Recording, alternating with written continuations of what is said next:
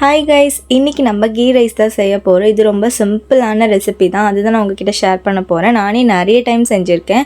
First நம்ம அரிசியெலாம் கழுவி ஊற வைக்கணும். அரிசி வந்து 2 to 3 டைம்ஸ் நல்லா கழுவி ஊற வச்சுட்டிங்கன்னா ஒரு ½ அன் ஹவருக்கு அது நல்லா ஊறிடும்.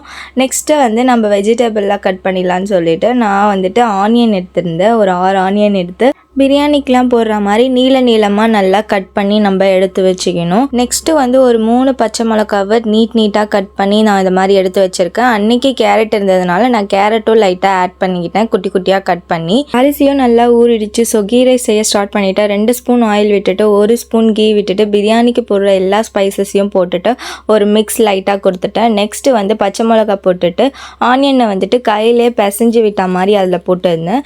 ஆனியன் நல்லா வதக்கிறதுக்கு லைட்டாக அப்போவே கொஞ்சம் சால்ட் ஆட் பண்ணிட்டேன். நெக்ஸ்ட்டு கேரட்டையுமே போட்டுட்டு நல்லா மிக்ஸ் பண்ணிவிட்டு நான் 2 கப் அரிசிக்கு 4 கப் தண்ணி ஊற்றிருந்தேன். அதுக்கப்புறம் அதில் கல்லுப்பு ஆட் பண்ணிட்டேன். நான் எப்போ ரைஸ் செஞ்சாலுமே கல்லுப்பு தான் ஆட் பண்ணுவேன். கொதிக்கிறதுக்காக லைட்டாக தட்டு போட்டு மூடி வச்சுட்டு லைட்டாக கொதி வந்ததுக்கப்புறம் நம்ம சோக் பண்ணி வச்சுருந்த ரைஸ் எடுத்து கொட்டிட்டு மிக்ஸ் பண்ணிடணும். ஒரு தட்டு போட்டு மூடிட்டு ஒரு 15 மினிட்ஸ்க்கு அப்புறம் பார்த்திங்கன்னா ரைஸ் நல்லா குக்காக ஸ்டார்ட் ஆகிடும். சிம்மில் வச்சுட்டு வெயிட்டான பொருள் மேலே வச்சுட்டு 10 மினிட்ஸ்க்கு அப்புறம் ஓப்பன் பண்ணி பார்க்கும்போது தெரியுது நான் மின்ட்டு போடலன்னு.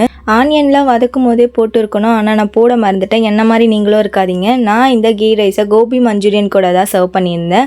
அரிசி நல்லா வெந்திருந்துச்சு. கீ பிடிக்கும்னா கண்டிப்பாக இந்த கீ ரைஸ் உங்களுக்கு பிடிக்கும். ட்ரை பண்ணி பார்த்துட்டு எப்படி இருக்குன்னு மறக்காமல் கமெண்ட் பண்ணி சொல்லுங்கள்.